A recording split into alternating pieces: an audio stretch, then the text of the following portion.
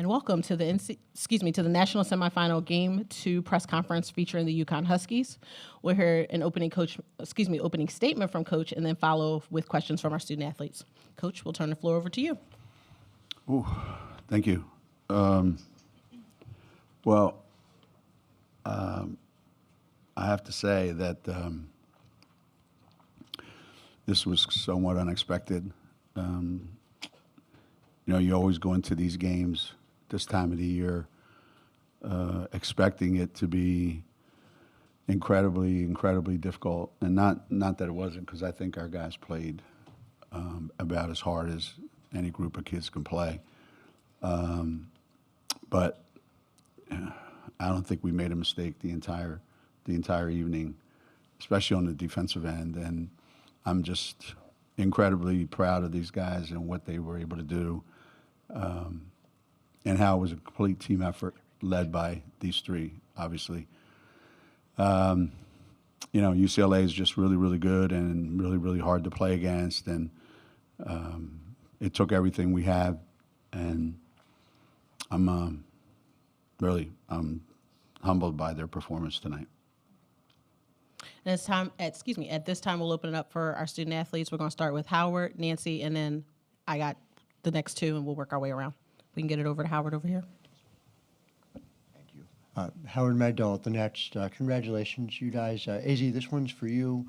An early explosion, obviously, offensively. Take me through what allowed you to kind of break out in this way, and how intentional it was for you to make sure that you were making your mark, especially on the offensive end here. Sorry. Yeah, well, thank you. But I think my mindset tonight was just to be aggressive, whatever that meant, starting on the defensive end. I think that was our entire team's mindset, trying to make things difficult for them and having that lead to offense. And so, yeah, being aggressive tonight was my main focus, whether that meant making shots, just driving and kicking, and having teammates that are always on you to shoot the ball. It makes it pretty easy to also, when they're giving me great looks, setting me great screens, giving me great passes, that also makes it really easy. So staying aggressive tonight, my teammates made it extremely easy for me getting the ball when I was wide open. So thanks to them. I'm going to move to our left. Nancy, if you could raise your hand. Nancy over USA Today Sports. Paige, right before or shortly before halftime, AZ whipped you a pass and you looked like you shoved it right at Caitlin and she scored on a layup. Can you talk us through exactly what that was? And AZ, when you saw her do that, what did you think? It was kind of just an instinct. AZ threw me the ball. It was a great pass, and I saw almost like 3 people coming at me, so I knew it was going to be a jump ball, and at that point I just wanted to get a hand on it and find Chen because I knew she was running the floor with me. And so just did that. I thought it was great. If you could raise your hand, we're going to get the mic to you. She's coming back around. Lou Haggerty, Amped Up Sports here in Tampa. Sarah, you come in as the lower seed. Did you need any expectation or any added motivation? Because 35, that's not a bad season, is it? I would say no. We just look at it as any other team. We're just out there playing basketball, not really worried about seeding. You're welcome. We're going to take our next question on our left-hand side, the third row. If you could raise your hand with the braids, we'll get to you. Hi, it's Jennifer Partee from Let's Talk Women in Basketball. Could you describe your role in tonight's victory, and how do you plan to maintain that momentum going into the championship game? I'm sorry. We'll start. Was that a question for all? We'll start with Paige. I think we all just want to lock in defensively. I think that's all of our main mindset and our main goal as a team, to be super locked in defensively, talk, communicate, play with energy, effort on that side of the floor, and then it translates to what we want to do on offense. But being aggressive on both sides of the floor, hunting shots, hunting the paint, and then hunting to get steals, deflections, just being disruptive. So being aggressive in all aspects. AZ, you can go next.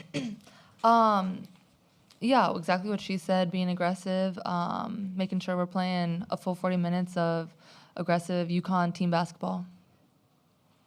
Pretty much what both of them said, just being aggressive. And, yeah. We'll take our next question. We're going to stay to the center. for Paige, Steve Futterman from NPR. Want to ask you, we know that your career is coming to an end on Sunday. It'll be your last game here in college ball. You've accomplished everything except that one thing. Can you talk about your view of this last game and finally accomplishing the #1 goal when you came to UConn?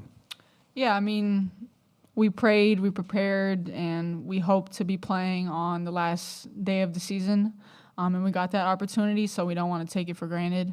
And you don't want to get caught up in the moment of being so anxious and trying to win the national championship in one possession that you're just psyching yourself out. But to be present with the team, to be where your feet are and try to win every single possession that's in front of you, play the entire 40 minutes. But that doesn't start until we start preparing and getting a good night's rest tonight, start preparing tomorrow. Be disciplined in our preparation and just enjoying the last couple of days we have here with each other.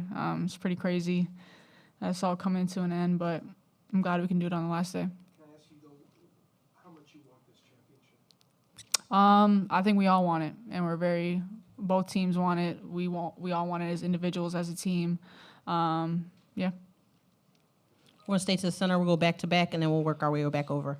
I still have you on my list. Dom Amori, Hartford Current. Paige, you just heard your coach say that you guys didn't think you made a mistake all night and that he was humbled by the performance tonight. I was wondering, what goes through your mind when you hear your coach say something like that after this many years, that you feel like you've kind of actually finally won his final approval, or what does that feel like? I mean, we haven't watched film yet, so that'll probably answer that. But just trying to minimize our mistakes and try to make up for it with how hard that we play and how much we communicate and fill the holes, fill the gaps of our defense and just the rotations. But, I mean, we're trying to get better even from this performance for the game on Sunday. So just not being complacent with what we did tonight and trying to continue to get better.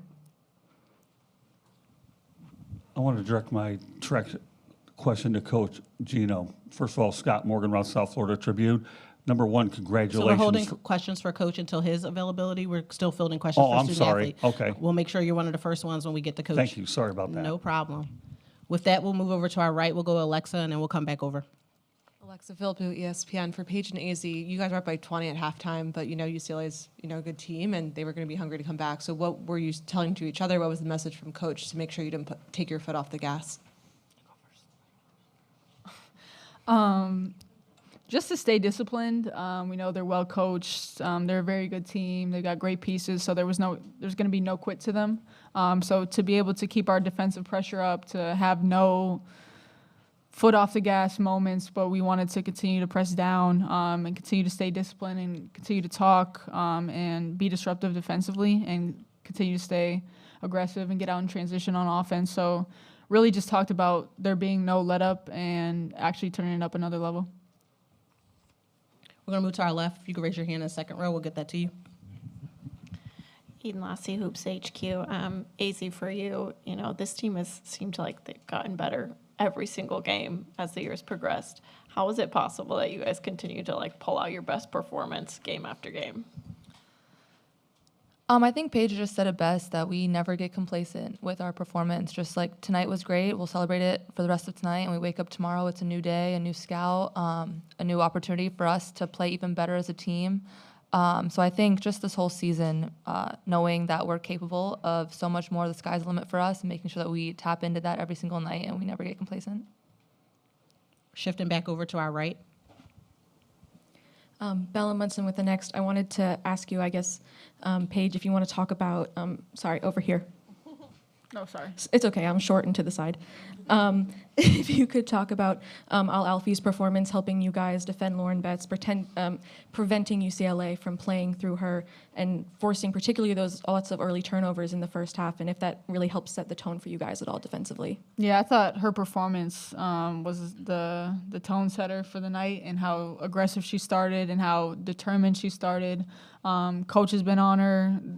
It's been hard at practice. We have great practice players that challenge her and are great, try to be Lauren Betts. So she's just been working extremely hard, and it was just extremely rewarding to see her perform that way tonight. And along with Ice, Sarah, Aubrey, the way they worked in the paint, Lauren Betts is a problem. She's not an easy person to guard.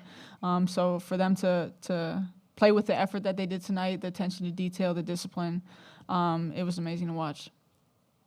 We're going to go right down this front row. We have 3 questions, so we'll go in the brown, and then with a scarf, and then the white suit. Lachelle Smith, the Players Tribune.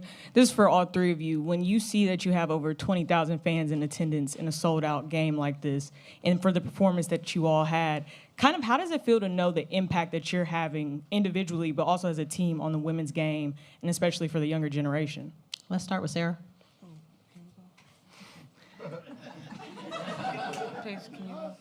It's okay if I... Yeah, you can start. All right. She is the generation that they're impacting. Really? Paige can start if that's the case. It's really rewarding just to be in this arena at this stage of the tournament, playing with these stakes and in this environment. It was amazing for women's basketball, the turnout, the support, just the display of basketball. It's a really high-level basketball, and for us to have a performance like that tonight where we were playing extremely good team basketball, I think it's beautiful to watch, and I think it's great for the sport and great for younger girls to see. And so it was a very good turnout and exciting. I like the word that you used, rewarding. I agree with that, but I think it's also just, it's an incredible feeling to know that you can have an impact on so many people, and also just the fact that so many people showed up tonight, spent their own money to get here, time out of their day to come and watch us play. So I know that we're all super grateful for that, but to look around in the stands and see signs and just UConn fans from everywhere, and we're really far from home, so to have that kind of support is amazing. Pretty much what they both said, very rewarding. We'll stay to our right to our left in the front row. Ira Gorbor from the Daily Bruin. For Paige, Coach said, UCLA was hard to play against, but you guys made no mistakes. What was it about UCLA that did challenge you guys, and how did you guys respond to that to finish the game the way you guys did? Yeah, I mean, obviously their interior presence with Lauren Betts, but they've got great pieces around her, great pieces off the bench. So if you focus too much on one thing, it can cause a problem for the other. So we wanted to take away their threes, but we also wanted to make things hard for Lauren Betts inside. So being disruptive, putting pressure on the ball to make the interior passes harder, just being there to help, the rotations, trying to cover up for each other, and the way we talked, communicated, and covered up for each other, I thought helped a lot. Please Madison Furl, ESPN Anscape. This question's for all 3 of you. Just considering today's team win, how proud are you of all of your teammates today? Again, we'll start with Paige. Extremely proud. We knew coming in, we didn't think we played our best team game yet. We've had some great individual performances, but to be able to put it all together on a night like this where we're playing against a really good UCLA team, it's very rewarding, and it's the kind of basketball that we want to play. So extremely proud of everyone. Also incredibly proud of everyone. Also very proud of everyone. We worked really hard for this. We'll go to our left. Annie. Annie Costable, Front Office Sports. UConn is one of the greatest sports dynasties, UConn women's basketball, one of the greatest sports dynasties, talked about as such. But it's been 10 years since a title, almost 10 years since a title has been won by the Huskies. Is that a motivating factor at all for you? Paige, if you want to take it, seems like you're the one that's leading the charge.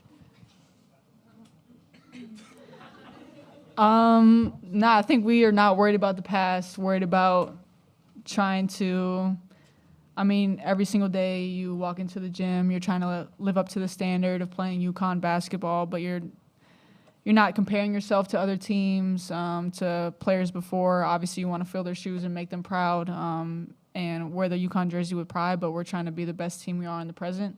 On any given night, we're trying to continue to get better in practice, in the weight room, and every single thing that we're doing. So really that's the main focus, and staying disciplined and doing what got us here, and taking care of that. We'll take our final question. Maddie Kenny with the New York Post over here. Paige or AZ, Sarah Strong has been, you know, a consistent player, really strong player for you guys all season as a freshman. Just what do you make of her being able to keep that composure and that confidence even as the stage gets bigger and the lights get brighter? We'll start with you, AZ. Yeah, Sarah's an incredible player, but I think that's something that impresses me the most about her is just how mature she plays and how just even keel she is. And you can never tell if she's got 20 points and 20 rebounds. You wouldn't be able to tell. So I think I definitely look up to her in that aspect and how she doesn't care. She looks at our opponent as, you know, just another game that night. It doesn't matter where we are, what stage we're on. So I think that's something that like I want to take and apply to my game. But she's someone who's extremely fun to play with because she is just so smart. She knows the game, knows what to do, and she just makes it super easy to play with.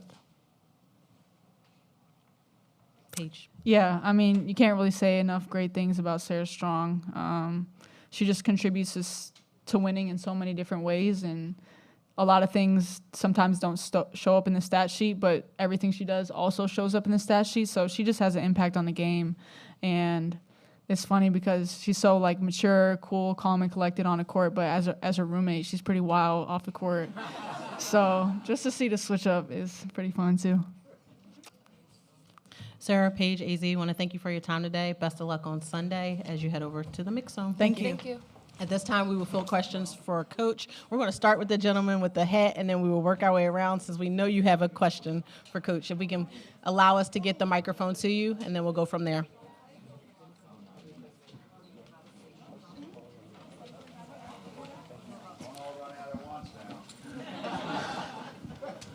Ma'am, I got to tell you, you're a class act. Thank you very much. Had a senior moment there. Anyways, Gino, congratulations for making it to the finals yet again. So the question I really want to kind of ask you is this. You and Pat Summitt certainly put women's college basketball on the map, and I know you've beaten all comers. So how do you feel about what you've accomplished up to this point with the amount of titles that you've amassed? And would it be even more gratifying for you knowing that there's transfer portal and NIL factored into what you could potentially do on Sunday? Because this is a remarkable accomplishment, and what you have done for this sport to me is nothing short of outstanding and remarkable. It's a privilege to be able to have an opportunity to talk to you, Coach. Well, I appreciate all that. The challenges certainly don't get any easier. It's not the same game, not the same environment, not the same experience that it was when we first started in this.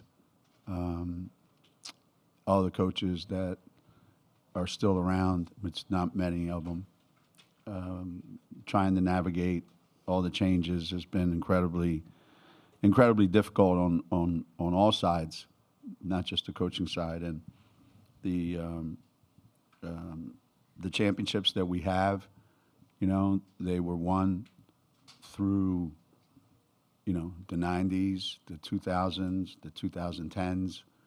You know, the Final Fours have happened in the 90s, 2000, 2010s, 2015, 20, you know.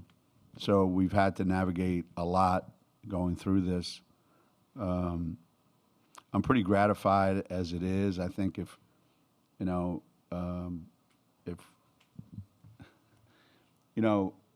we win a 12th national championship, I don't know that has any impact on my life whatsoever, other than it makes me feel that I'm still able to have an impact, you know, at my age and for how long I've been doing it. So it doesn't impact my life that much, but it, you know, certainly impacts her life and what she wants and what she's been dreaming about since she picked up a basketball. So anytime you can, you know, have a hand in helping someone who, when you were talking to them when they were 17 years old about what could happen if you come to UConn, and you're in a position to actually be able to do it, I think that's the most gratifying thing for me at this age of my life. We're going to stay to the front. We'll go Mel, Doug. Okay, so, yeah. We use microphones in this century, Mel. I still love the fact that she calls you grandpa, and I predicted that 3 decades ago. Yeah. Which really did it. Since the paper you grew up reading didn't seem it necessary to send Jonathan, the fact that you're playing the other team and who the coaches are, and they're going for a back-to-back, Yeah. and the way you've been roaring, can you kind of, and this is going to be like the Super Bowl women's basketball Sunday, can you see yourselves in the Eagles' role? Well, you know, I think certainly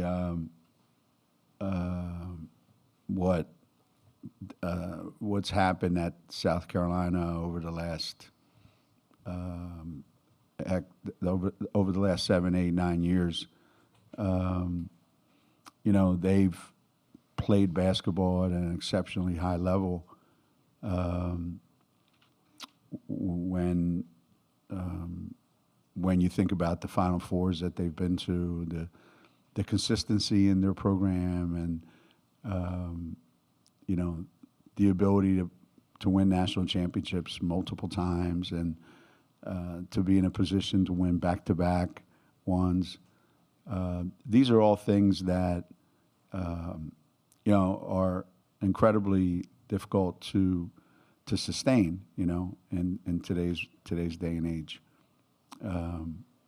We've certainly played each other a number of times in big games. We've already played each other once in a national championship game. So it does feel like the two most prominent programs right now in women's college basketball are playing for the right to be national champions, and we both deserve it. You know, they deserve to be here. We deserve to be here. They have every right to win Sunday. We have every right to win Sunday. You know, past performances, what happened last year isn't going to be a factor in what happens Sunday. Our 11 national championships aren't going to help us win on Sunday.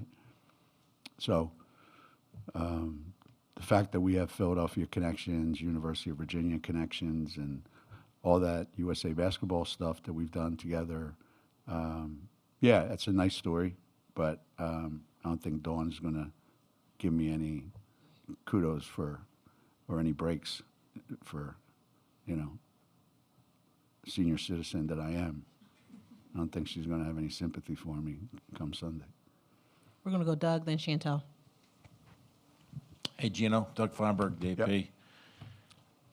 I think all of your titles you've won, you've had sort of 3 major players at that time. I mean, you had the Stewie, Mariah, and Morgan. You had Maya, Tina, and Renee, and before Sue, Diana, and that group. Yeah. You have 3 right now that are obviously playing really, really well for you. How big is that for the game on Sunday and for the win tonight, that having that 3 that can all dominate a game, score 20 points, do what you need to do? Last couple of years you made it this far, you didn't have enough healthy players like that to have the 3. Yeah. There is a common theme that goes through all of our national championship teams, and that's absolutely true what you're saying. If you want to, what that Hank Stram said this years and years ago. There may be 2 other people in here that know who Hank Stram was, but he did say in order to win it all, you have to have it all. And if you show up here and you're missing some pieces, it's going to get exposed here on the stage this weekend. And when we showed up, generally speaking, with the right pieces, we were able to, more times than not, you know, win a championship. And when we showed up here shorthanded, we didn't. So going into this weekend, we felt like we had the best opportunity that we could have in the last, you know, 5, 6 years, 7 years, maybe 6 years, I don't know. And that it wasn't relying all on one person, and that person had to play an exceptionally outstanding game in order for us to win it all. if Paige had 16 last year, we wouldn't have played it. We wouldn't have made it to the Final Four. If Paige has, the kind of game that she had today in the previous couple of years, it would be almost impossible for us to win. And yet today, look what happened. So we have more pieces. That obviously has majority of the reason why we're here. And I don't know that you can do it. I've said this before. We go 2 or 3 years in Connecticut without winning a national championship. Like, imagine it's like 9 now. This is 9 years without winning a national championship. I remember after 3, somebody said, the only time he wins is when he has the best players. I was like, man, I know. I tried it with the other guys. It doesn't work. So you have to come here with really good players and put yourself in a position to do it. And they've done that, South Carolina, and we've done that. So it should be a great Sunday. We're going to stay to our right, kind of the center. We'll go with Chantel, then we'll go to the back. Hey, Gino, you were talking about, when you were recruiting Paige, talking about national championships, what could have been or what could be at UConn. I was curious, once she actually got to campus, how much did you talk about national championships, and specifically this season, knowing it would be her last, how much have you talked about a national championship with her? Not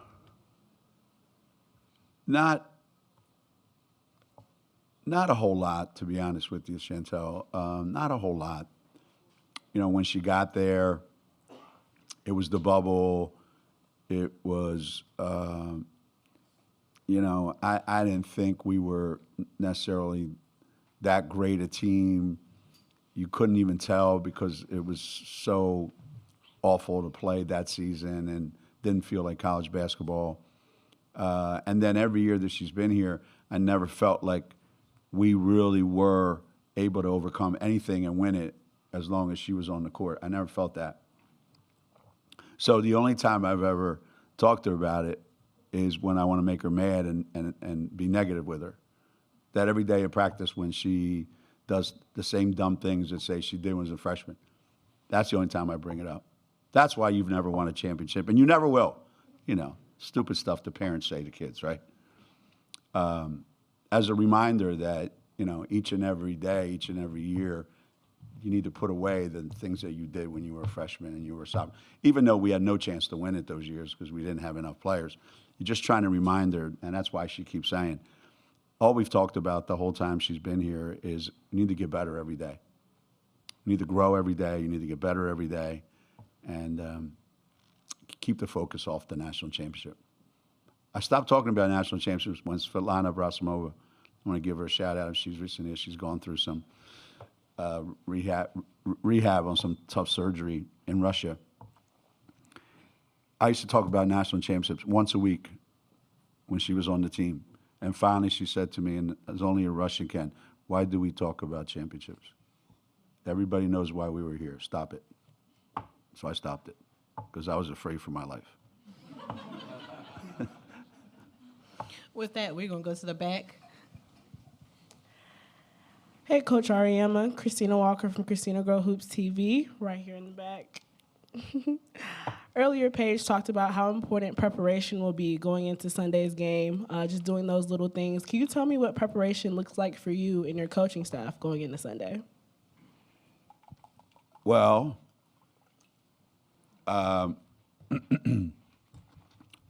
my preparation really is listening to what our coaching staff says to me about what they think based on all the film and everything that they've done, what they think is the key for us to win. So I have a great staff. All of them have been head coaches at one time, and I trust them. So we'll talk about it. We'll get together and come up with a plan. It won't be tonight. It'll be sometime tomorrow. What time is it anyway? 12:23 a.m. 12:23. I'm an hour short. Yeah, so I'm cutting into the one thing that I do have control over and what I'm what wine I'm drinking tonight. But how we're going to play South Carolina, I'm waiting to hear from my staff of what we're going to do. With that, we're actually at time, so we want to thank you for How your about that? time. Best of luck on Sunday. Thank you. Appreciate it. How about that? Oh.